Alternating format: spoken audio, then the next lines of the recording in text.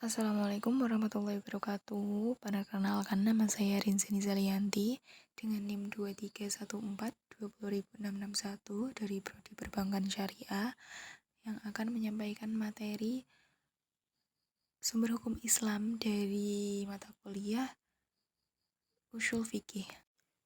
Sumber hukum Islam kali ini yang akan saya bahas adalah Al-Urf. Jadi Al-Urf itu apa? Al-Urf adalah adat kebiasaan yang berlaku di sebuah daerah dan dijadikan salah satu pertimbangan hukum Islam. Pada fuqaha Indonesia di masa dulu sangat mengakomodasikan local wisdom atau kearifan lokal pada banyak tempat di kawasan Indonesia. Sehingga corak fikih di Indonesia sangat terasa kaitannya dengan tradisi-tradisi seperti yang kita kenal ada tahlilan, mauludan, petik laut, terus ada nikah culik dan sebagainya. Ada 3 alasan penguat yang mendasari urf ditetapkan sebagai sumber hukum Islam. Itu yang pertama ada haji dan umroh. Umat Islam tetap melanjutkan apa yang dipraktekkan jauh sebelum Islam. Maksudnya, dalam ibadah haji dan umroh ada kegiatan seperti talbiyah, ihram, wukuf. Itu sebelumnya sudah ada dalam tradisi Arab zaman dahulu seperti melakukan yang saya sebutkan tadi. Namun itu dihapus karena dalam keadaan telanjang. Ini sesuai dengan hukum qisas atau balasan setimpal dan diat yang bisa dikatakan ganti rugi. Ini berasal dari tradisi masyarakat Arab sebelum Islam ya, diadopsi dan dijadikan bagian dari ajaran Islam. Selanjutnya, setelah wafatnya Nabi SAW, para sahabat juga mendasarkan hukum-hukum Islam yang ada dengan urf masyarakat sekitar.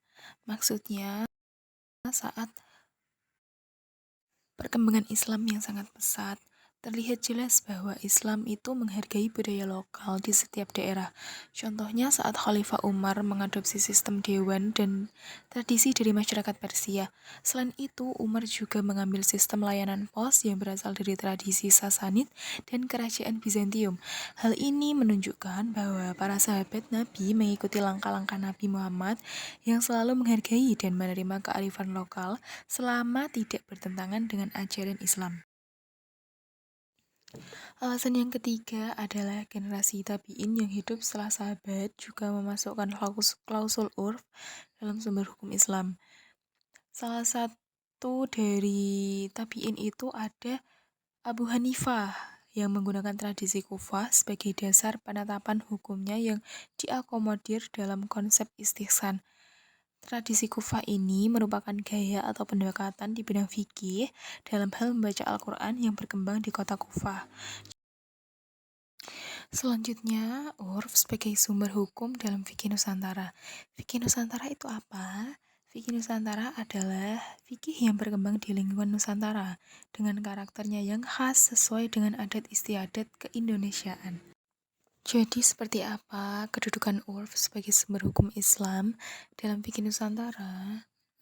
Jadi tidak semua kebiasaan masyarakat atau urf itu bisa dijadikan dasar hukum Islam. Hanya kebiasaan yang benar atau urf sahih yang dapat dijadikan acuan dalam fikih. Abu Zahroh menjelaskan bahwa ada 2 jenis urf. Yang pertama adalah urf sahih, yaitu kebiasaan yang tidak bertentangan dengan syariat Islam sehingga masih bisa digunakan. Yang kedua adalah urf fasid. Urf fasid merupakan kebiasaan yang berlawanan dengan syariat Islam sehingga ini tidak bisa dijadikan sebagai acuan. Ada 4 syarat urf itu dapat dijadikan pijakan hukum. Yang pertama adalah ketika kebiasaan tersebut berlaku secara umum minimal berlaku pada sebagian besar orang di sebuah tempat. Yang kedua, urf sudah terbentuk sebelum atau bersamaan dengan masa penggunaannya. Selanjutnya adalah tidak terdapat ucapan atau pekerjaan yang nyata-nyata bertentangan dengan nilai substansial urf. Dan yang terakhir adalah urf tidak bertentangan dengan teks syariah. Dengan demikian, urf tetap memperhatikan nas-nas Al-Quran dan Al-Hadis. Selanjutnya adalah produk ijtihad fikih Nusantara berdasarkan urf. Itu yang pertama adalah pakaian penutup aurat. Adat memakai kebaya yang sedikit terbuka di bagian leher adalah kebiasaan yang diterima di Indonesia.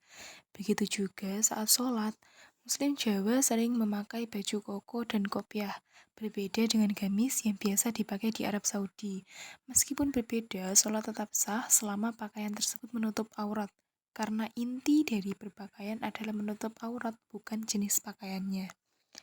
Yang kedua adalah seorang adik tidak boleh menikah sebelum mendapat izin dari kakaknya yang belum menikah. Adat ini diperbolehkan asalkan uang tebusan tidak memberatkan calon suami atau istri yang ingin menikah mendahului kakaknya. Namun, jika tebusan tersebut mahal dan sulit dijangkau, maka adat tersebut dianggap urf fasid atau kebiasaan yang salah dan harus ditinggalkan. Tradisi seperti ini itu masih ada di sebagian masyarakat Indonesia. Dan yang terakhir adalah terkait harta gono gini.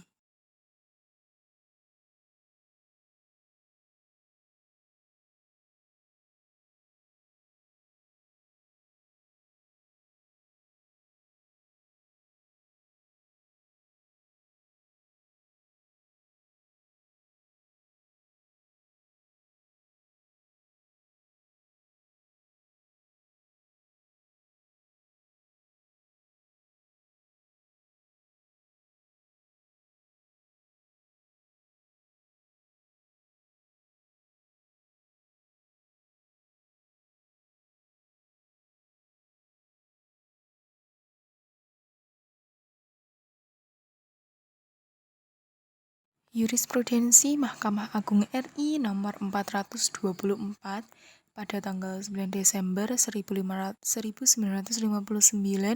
dan pasal 37 Undang-Undang nomor 1 tahun 1974, pasal 96 dan 97 ini sama-sama menyatakan jika pasangan suami istri yang bercerai, kemudian masalah harta agonogini ini ada atau harta bersamanya dilakukan dengan cara musyawarah atau perdamaian, maka pembagiannya bisa ditentukan berdasarkan kesepakatan atau kerelaan di antara mereka berdua.